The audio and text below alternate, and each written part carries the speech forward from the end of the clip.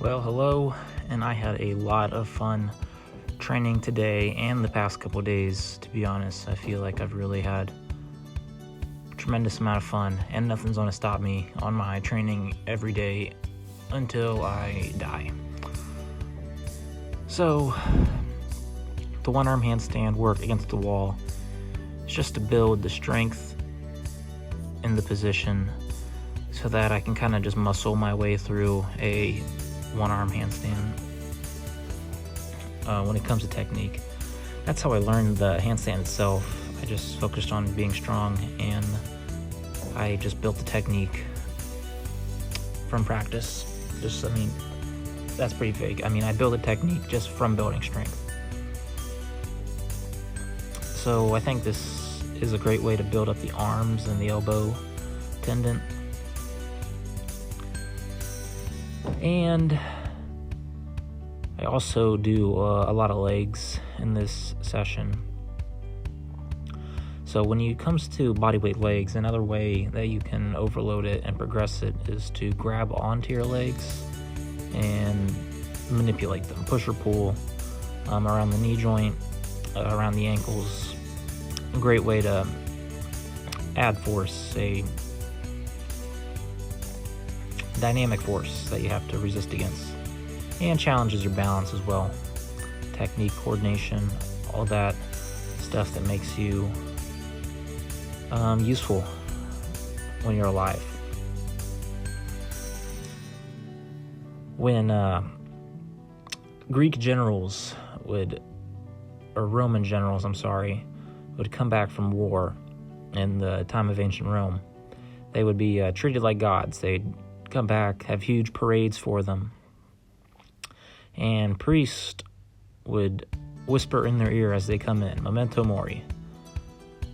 I don't know if that's really how it's pronounced. It's a dead language, but the meaning is known. It means remember your mortality. Remember that you're mortal.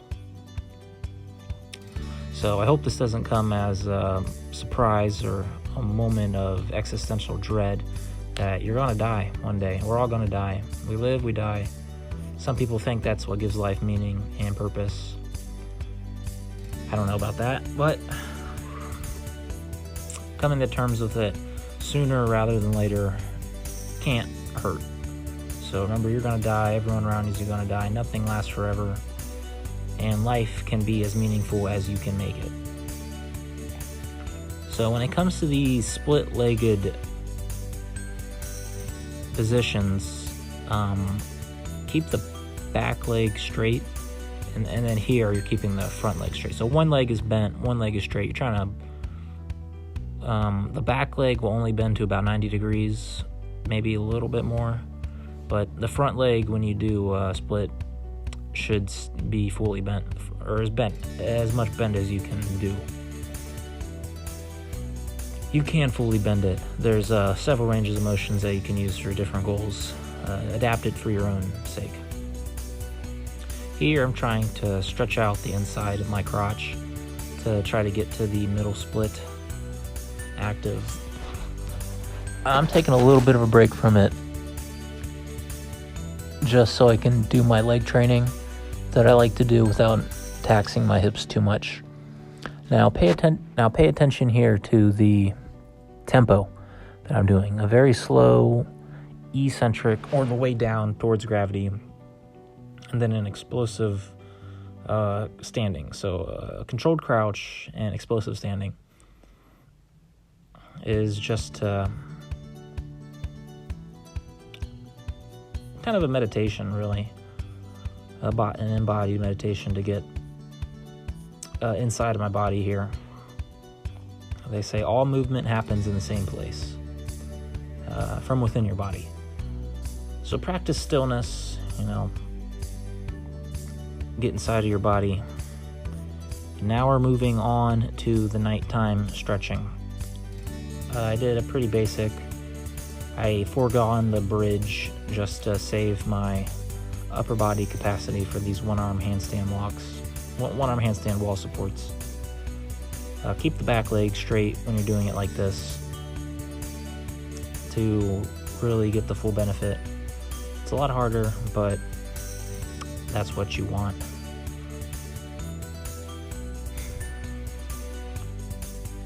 When you're resting, it's important to keep your stress and your worries low.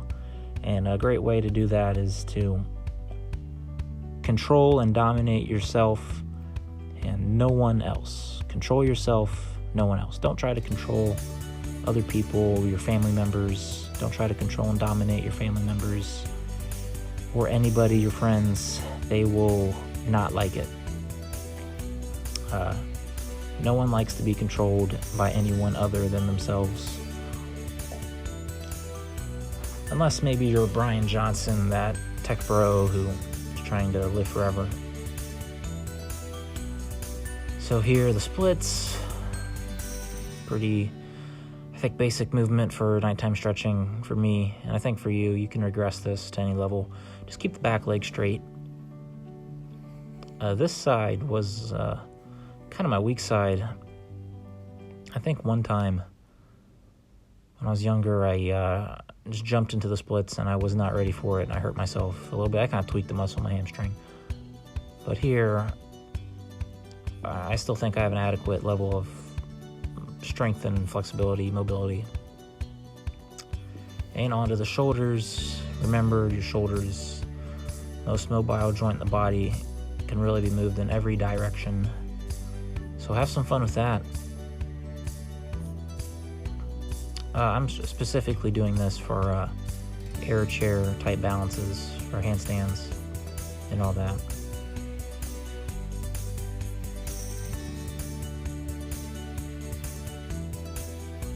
You can try it yourself. Just put your arms behind you once in a while. Your arms can go behind you just as much as they can go in front of you, but I highly doubt that anybody trains behind their back more than they train in front of them. So I just like to have a little bit of balance behind me and in front of me when it comes to these pushing away motions. And I will do my hands and fingers after I do this kind of butterfly stretch. This is the bane of my athletic prowess, physical prowess. This stretch is not one that I'm too good at. But I'm starting to get the hang of it pretty well. I'm learning about my body just from doing this. You can try to interweave the toes, but for me it's just too much, going on too much at one time, multitasking too hard to train my toes and my groin at the same time.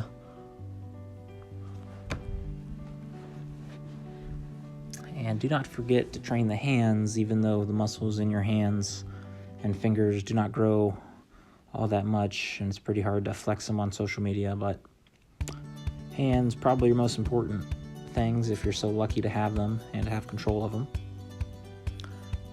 So for this butterfly that will eventually progress into some lotus postures, you're trying to drive the knees down